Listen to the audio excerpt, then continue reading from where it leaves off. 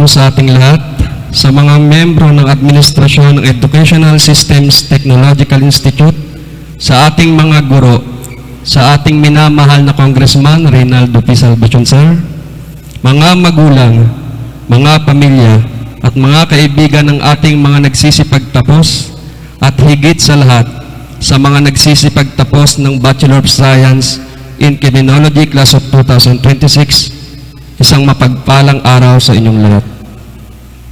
Isang karangalan para sa akin na makatayo ngayon dito bilang inyong tagapagsalita.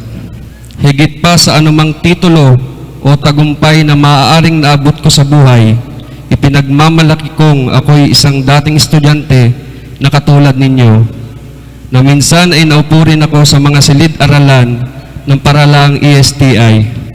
Dito ako nangarap, dito ako natutong maniwala sa aking kakayahan, at dito ko rin natutunan ang mga aral na patuloy kong dala hanggang sa kasalukuyan.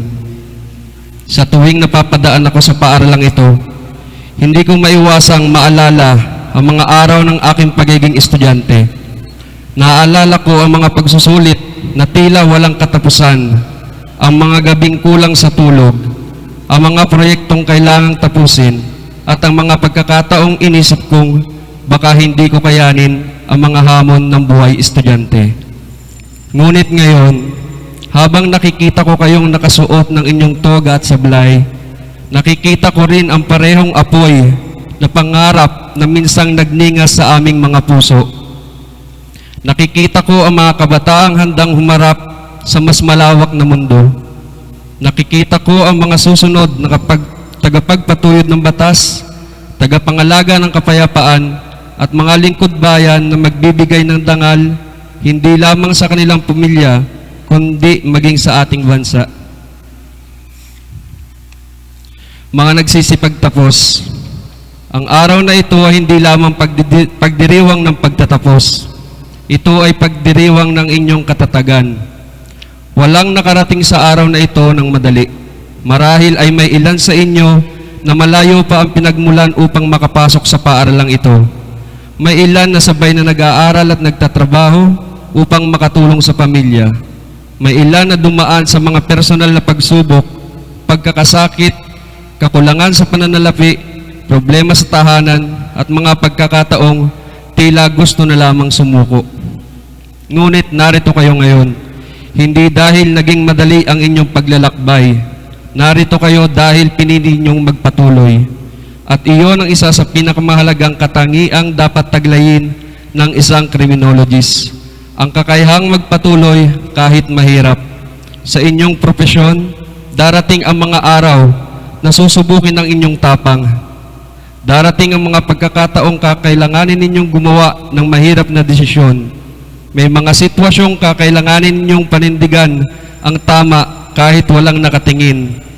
At may mga pagkakataong kakailanganin ninyong magsakripisyo para sa ikabubuti ng mas nakararami. Ang tunay na sukatan ng isang tao ay hindi kung gaano siya katatag kapag maayos ang lahat. Ang tunay na sukatan ay kung paano siya tumatayo kapag tila bumabagsak na ang lahat. Bilang mga nagtapos ng kursong ito, kayo ay papasok sa isang larangang napakahalaga sa lipunan. Ang inyong napiling propesyon ay hindi lamang tungkol sa pagsusuot ng uniforme o pagpapatupad ng batas. Ito ay tungkol sa paglilingkod sa tao. Minsan, ang pinakamahalang bahagi ng pagiging patupad ng batas ay hindi ang kapangyarihang magparusa, kundi ang kakayahang umunawa. Ang tunay na hustisya ay hindi lamang nakikita sa mga korte o sa mga batas na nakasulat sa aklat. Nakikita ito sa paraan ng pagtrato natin sa kapwa. Nakikita ito sa paggalang natin sa dignidad ng bawat tao. Nakikita ito sa ating kakayahang maging makatarungan kahit sa pinakamahirap na sitwasyon. Sa mundong mabilis magbago, napakahalaga ng integridad. Maaaring makuha ang posisyon, maaaring makuha ang ranggo, maaaring makuha ang kapangyarihan, ngunit ang integridad ay pinipili araw-araw. Kapag walang nakakakita, doon nasusukat ang tunay na karakter. Kapag may pagkakataong gumawa ng mali, ngunit pinili mong gawin ang tama, doon nahuhubog ang iyong pagkatao. Bilang mga bagong profesional, nais kong ipaalala sa inyo na ang inyong pangalan ay mas mahalaga kaysa anumang titulo. Ang magandang reputasyon ay hindi nabibili. Ito ay pinaghihirapan, ito ay iniingatan, at ito ay binubuo sa pamamagitan ng maliliit ngunit tamang desisyon araw-araw. Mga nagsisipagtapos, huwag ninyong maliitin ang kapangyarihan ng inyong impluwensya. Sa mga susunod na taon, may mga batang titingala sa inyo, may mga pamilya na aasa sa inyong tulong, may mga komunidad na magtitiwala sa inyong kakayahan, may mga taong makakita sa inyo bilang simbolo ng pag-asa. Kaya't maging mabuting halimbawa, maging tapat, maging responsable, maging mapagkumbaba. Huwag ninyong hayaang ang anumang tagumpay ay maglayo sa inyo sa mga pagpapahalagang nagtulak sa inyo upang makarating sa puntong ito. Alalahanin ninyo ang inyong pinagmulan. Alalahanin ninyo ang mga sakripisyo ng inyong mga magulang. Alalahanin ninyo ang mga guro na niniwala sa inyo kahit minsan ay nagduda kayo sa inyong sarili. Alalahanin ninyo ang mga taong tumulong sa inyo upang marating ang araw na ito. Sa mga magulang at pamilya na narito ngayon, ang araw na ito ay para sa inyo. Kayo ang mga tahimik na bayani sa likod ng tagumpay ng mga nagsisipagtapos. Kayo ang unang gumigising at huling nagpapahinga. Kayo ang nagsakripisyo upang maipagpatuloy nila ang kanilang pag-aaral. Kayo ang naging sandalan sa mga panahong tila nawawala na sila ng pag-asa. Maraming salamat sa inyong pagmamahal, pagtitiis at walang sawang suporta. Palakpakan po natin ang lahat ng mga magulang at pamilya. Sa mga guro naman, lalo't higit sa aking mahusay na instructor, Retired Police Inspector Maling, sir, at sa Department Head ng BS Criminology, Retired Police Colonel Rolando Bilar, sir, maraming salamat sa inyong lahat. Kayo ang mga naging dahilan kung bakit suot ko ang uniforming ito. Maraming salamat sa inyong dedikasyon. Hindi madaling magturo, hindi madaling humubog ng isipan at karakter. Ngunit dahil sa inyong tiyaga at malasakit, marami kayong nabigyan ng pagkakataong mangarap at magtagumpay. Ang inyong impluwensya ay hindi nagtatapos sa loob ng silid-aralan. Patuloy itong nabubuhay sa buhay ng bawat estudyanteng inyong natulungan, gaya ko. Mga nagsisipagtapos, nais kong ibahagi ang isang mahalagang katotohanan. Hindi garantiya ng diploma ang tagumpay. Ang diploma ay hindi katapusan. Ito ay simula. Simula ng mas malalaking responsibilidad. Simula ng mas may hirap na hamon. Simula ng mas malawak na oportunidad. Sa labas ng paaralan, walang perpektong landas. May mga pagkakamali kayong magagawa. May mga pagkakataong mabibigo kayo. May mga pangarap na hindi agad matutupad. Ngunit huwag kayong matakot sa kabiguan. Ang kabiguan ay hindi kapaligtaran ng tagumpay. Bahagi ito ng tagumpay. Marami sa mga matagumpay na tao ang dumaan sa paulit-ulit na pagkatalo bago nila matamo ang kanilang mga pangarap. Ang mahalaga ay hindi kung ilang beses kang bumagsak. Ang mahalaga ay kung ilang beses kang bumangon. Kapag may pangarap na naantala, huwag agad sumuko. Kapag may hamon na dumating, harapin ito ng may tapang.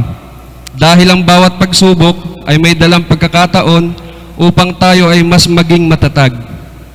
Mga nagtapos, ang inyong henerasyon ay nabubuhay sa isang panahon ng mabilis na pagbabago.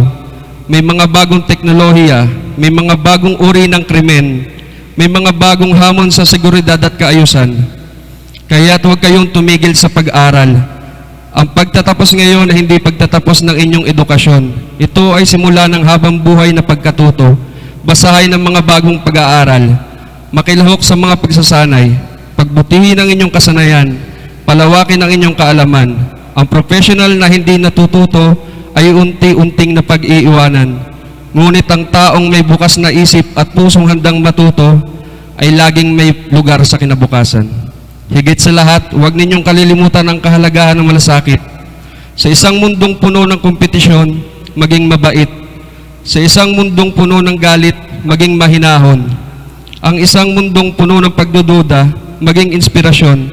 Ang pinakamalaking pagbabago ay nagsisimula sa maliliit na kabutihan. Isang pagtulong, isang pakikinig, isang pag-unawa, isang tamang desisyon. Minsan, hindi natin alam kung gaano kalaki ang epekto ng ating simpleng kabutihan sa buhay ng ibang tao. Bilang mga anak ng Marinduque, dala ninyo ang dangal ng ating lalawigan. Kilala ang mga Marinduqueño sa sipag, katapatan, paggalang at malasakit sa kapwa. Dalhin ninyo ang mga pagpapahalagang ito saan man kayo mapunta. Maging sa inyong trabaho, sa inyong komunidad at sa inyong personal na buhay. Maging dahilan kayo upang lalong ipagmalaki ang Marinduque. At maging dahilan kayo upang lalo pang ipagmalaki ang Educational Systems Technological Institute. Sa pagtatapos ng aking mensahe, nais kong ipaalala ang isang bagay na natutunan ko sa aking sariling paglalakbay. Hindi nasusukat ang tagumpay sa dami ng medalya, titulo o material na bagay na ating nakukuha. Ang tunay na tagumpay ay nasusukat sa buhay na ating nababago, sa mga taong ating natutulungan, sa mga problemang ating nalulutas, sa kabutihang ating naiwan, at sa legasiyang ating ipinapamana sa susunod na henerasyon. Kaya't sa inyong pag-alis sa institusyong ito, huwag lamang kayong mangarap ng magandang buhay para sa inyong sarili. Mangarap kayo ng mas ligtas na komunidad. Mangarap kayo ng mas makatarungang lipunan. Mangarap kayo ng mas maunlad na Pilipinas. At pagkatapos ay gawin ninyo ang inyong bahagi upang maisakatuparan ang mga pangarap na iyon. Class of 2026, ang inyong kinabukasan ay nasa inyong mga kamay. Maniwala kayo sa inyong kakayahan. Magtiwala kayo sa inyong paghahanda. Panghawakan ninyo ang inyong mga prinsipyo. At huwag kailanman kalimutan ang tunay na sukatan ng inyong tagumpay ay hindi kung gaano kayo kataas ang narating, kundi kung gaano karaming tao ang inyong natulungan habang kayo ay umaakyat. Mula sa isang dating estudyante ng ESTI na minsang nangarap lamang sa mga upuang katulad ng inuupuan ninyo ngayon, nais kong sabihin na marami pa kayong maaaring marating. Mas malayo pa, mas mataas pa, mas makabuluhan pa. Sa ngalan ng inyong mga pamilya, ng inyong mga guro, ng inyong paaralan at ng buong komunidad na naniniwala sa inyo, binabati ko kayong lahat. Mabuhay ang Educational Systems Technological Institute. Mabuhay ang lahat ng nagsisipagtapos ng taong 2026. Mabuhay ang kabataang Pilipino at mabuhay kayong lahat. Maraming salamat at maligayang pagtatapos.